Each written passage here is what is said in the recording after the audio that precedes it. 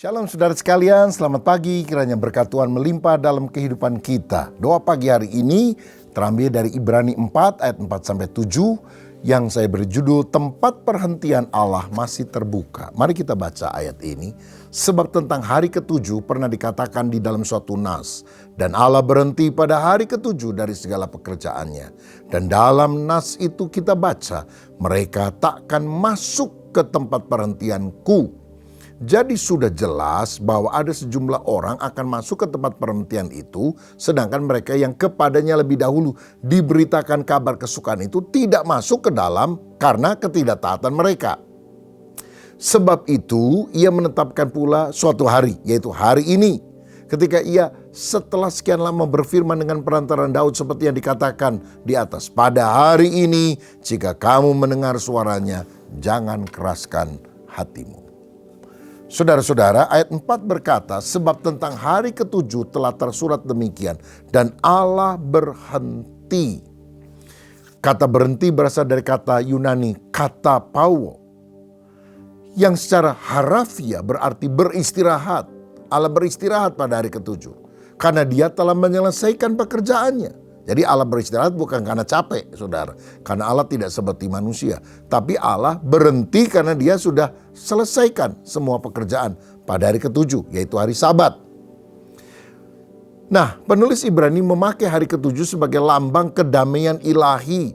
Yang bukan hanya istirahat jasmani, tapi istirahat jiwa dan rohani. Suatu penyelesaian sempurna dan kepuasan dalam Tuhan. Hari-hari ini ada banyak orang yang gelisah hatinya. Bahkan kalau dia pergi ke gunung, melihat pemandangan yang bagus, healing kata orang, jiwanya tetap gelisah. Karena apa? Kedamaian hanya bisa didapatkan di dalam Tuhan. Kalau tidak, saudara gelisah terus dalam kehidupan ini, datanglah kepada Yesus. Dia Raja Damai dalam hidupmu. Dan tempat perhentian, peristirahatan dalam hadirat Allah itu masih tetap terbuka ketika saudara berlutut dan berkata, Tuhan beri damai sejahtera dalam hidupku. Aku percaya kepadamu, biar aku tidak gelisah. Aku yakin segala sesuatu adalah dalam kedaulatan Tuhan.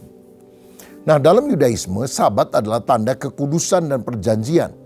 Misalnya, kita bisa baca dalam Keluaran 31 ayat 13. Sabat dipandang sebagai cicipan dunia yang akan datang.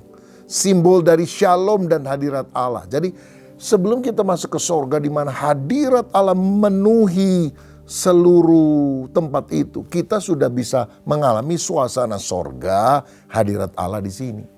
Seperti Paulus lah dan Silas, di penjara, digebugin, tapi mereka memuji menyembah Tuhan, merasakan hadirat Allah sampai penjara semuanya goyang karena gempa, dan akhirnya mereka bisa memenangkan kepala penjara itu. Kenapa? Karena mereka telah masuk ke tempat perhentian, ke hadirat Allah yang membawa ketenangan. Nah, iman sejati akan membawa kita pada perhentian sejati dalam Kristus, bukan hanya hari libur, tapi kelegaan dari beban dosa dan usaha diri. Aduh, kalau saudara punya dosa yang engkau sembunyikan, berat, beban, aduh, rasanya takut ketahuan, takut terbongkar, gelisah terus. Tapi kalau kita bertobat, mengaku kepada Tuhan, Tuhan menyucikan dan memberikan kelegaan. Apakah saudara mengalami sabat rohani? Merenungkan damai sejahtera Allah adalah selesai dan cukup dengan segala kelelahan duniawi, karena Dia Sang Raja Damai memberikan segala-galanya dalam hidup kita. Nah, ayat 5 dikatakan, dan dalam bagian lain ia berkata, mereka tak akan masuk ke dalam tempat perhentianku.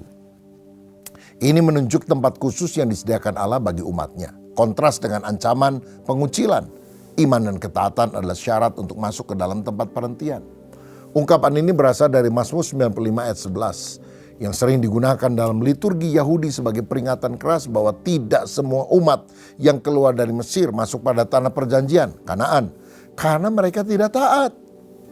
Bagaimana aplikasinya dengan kehidupan kita orang Kristen? Penting sekali kita taat, bukan hanya hadir di gereja, dengar khotbah, tapi melakukan firman. Sebab iman tanpa pertobatan dan ketaatan tidak akan membawa kita pada perhentiannya. Saudara-saudara, ayah saya sering berkata begini, jangan ingin jadi pendeta terkenal, tapi jadi pendeta yang masuk sorga. Karena rupanya ada banyak orang, mungkin kelihatannya pelayanan-pelayanan, tapi tidak sungguh-sungguh hidup taat kepada Tuhan. Rupanya ada pendeta yang tidak masuk surga juga.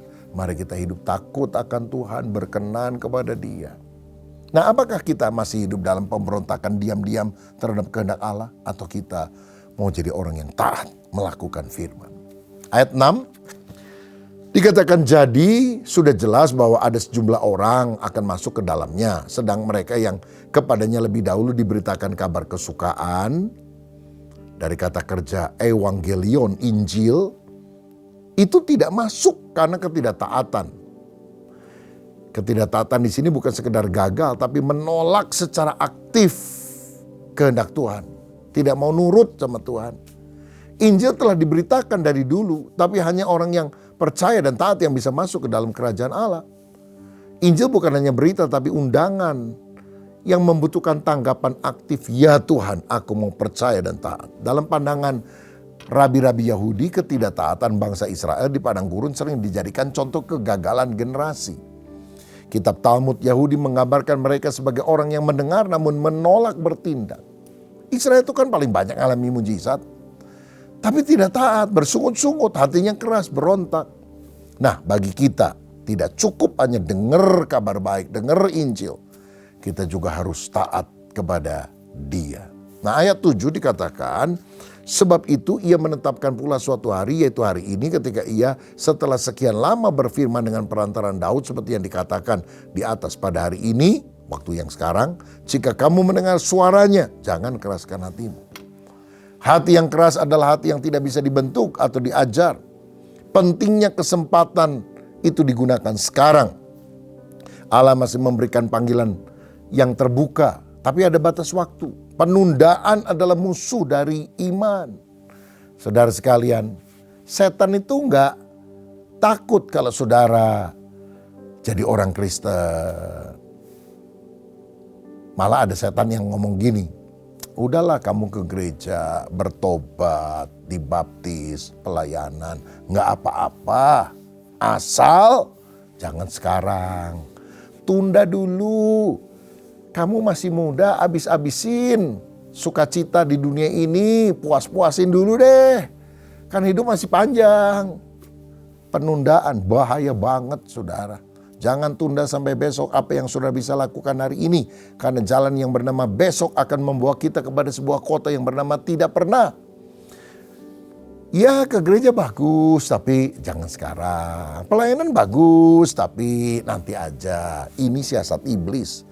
Hati-hatilah saudara sekalian. Jangan sampai kita tidak masuk ke tanah perjanjian karena suka menunda waktu. Jadi kalau Tuhan bicara kepadamu hari ini, bertobat, baptis, layani Tuhan.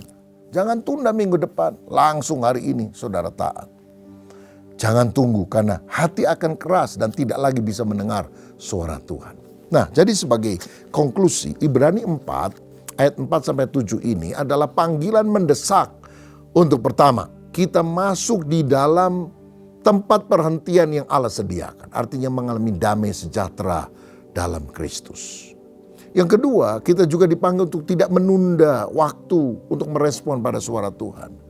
Jangan menjadi Israel yang gagal karena tidak taat. Hari ini adalah kesempatan anugerah. Dan yang ketiga, jangan keraskan hati. Percayalah, bertobatlah, masuklah ke dalam rencana Allah yang sejati. Sehingga engkau sungguh-sungguh diberkati oleh Tuhan. Siapa yang mau taat kepada Allah dan tidak menunda waktu lagi. Tapi hari ini, hal yang baik engkau kerjakan dalam hidup. Mari kita berdoa. Bapa, terima kasih. Pintu anugerah masih terbuka, tapi kami tidak boleh menyia-nyiakannya.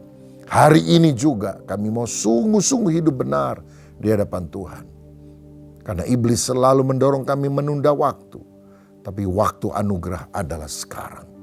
Kami membuka hati agar engkau menjamah kami. Demi nama Yesus, berkat-Mu atas kami semua. Haleluya. Amin.